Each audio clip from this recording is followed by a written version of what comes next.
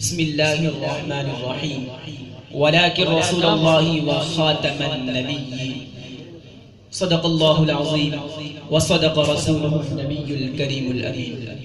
دل کے نقوش ہیں نے رکھ دیتا ہوں سامنے نکال کر، دل کے نقوش ہیں نے رکھنا سنبھال کر، سامنے رکھ دیتا ہوں میں کلیجہ نکال کر۔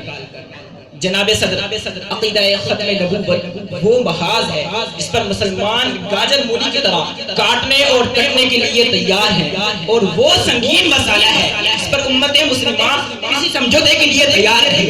آخر کیوں نہ ہو کہ خالق کائنات فرماتا ہے وَلَٰكِن رَسُولَ اللَّهِ وَخَاتَمَ النَّبِيِّينَ۔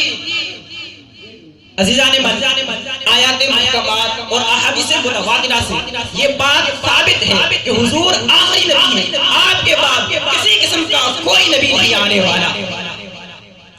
جیسا کہ خالق ارض و سما فرماتا ہے اليوم اکملت لکم دینکم واتممت علیکم نعمتی ورضیت لکم الاسلام دینا۔ اسی کی تفسیر میں علامہ ابن کثیر علیہ الرحمہ لکھتے ہیں کہ اکمل تعالی لهم دینهم ولا يحتاجون الى دین غیرہ ولا الى نبی غیر نبیہ ولہذا جعله اللہ خاتم الانبیاء وبعثه الى الانس والجن۔ ایک اور آیت میں اللہ رب العزت فرماتا ہے والذین یؤمنون بما انزل الیک وما انزل من قبلک وبالآخرۃ هم یوقنون۔ باقی تمام کتابوں میں قرآن کا ذکر ہے، اور قرآن میں ما قبل کتابوں کا ذکر ہے، ما بعد کسی کتاب کا کوئی ذکر نہیں، صرف قیامت کا ذکر ہے۔ اس سے معلوم ہوا کہ آپ کے بعد قیامت تک کوئی نبی نہیں آئے گا۔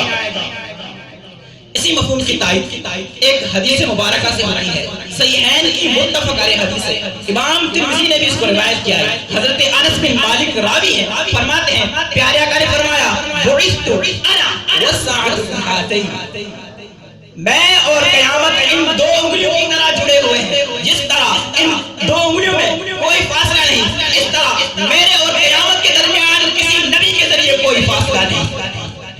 ایک اور حدیث ہے جس کو امام بخاری نے روایت کیا، امام مسلم نے روایت کیا، حدیث بڑی مشہور ہے، حضرت ابو ہریرہ راوی ہیں، فرماتے ہیں پیارے آقا نے فرمایا ان مثلی ومثل انبیاء من قبلی کمثل رجل بنا بیتا فاحسنه واجمله الا موضع لبنة زاویة فجعل الناس يطوفون به ويتعجبون له ويقولون هل اوتي هذه اللبنة قال وانا اللبنة وانا خاتم النبيين۔ فرمایا اس آخری نبوت کی آخری عید میں ہوں۔ عزیزان من، عقیدہ ختم نبوت پر صحابہ کا بھی اجماع تھا کہ انہوں نے دور صدیقی میں اپنی جانوں کے ذریعے اس کا دفاع کیا، اور اس پر پوری امت کے تمام لوگوں کا اجماع تھا، جیسا کہ حالات و واقعات سے ظاہر و باہر ہے، اور دیگر ادیان کی بنیاد سے بھی گواہی ملتی ہے، جیسا کہ تورات نغمہ نمبر 44 میں ہے کہ تیرا تخت ابد الآباد تک قائم رہے گا، اور ہندوؤں کی مذہبی کتاب وید کے اندر یہ منتر موجود ہے کہ ادیان ہے ذکر محمد نام، کہ محمد نامی نبی آئے گا، اور ایک اور جگہ ہے انتم مہان رشی کی طرف سے آپ کو یاد کیا گیا ہے، اس کا مطلب ہے آخری اور سب سے بڑے معزز پیغمبر۔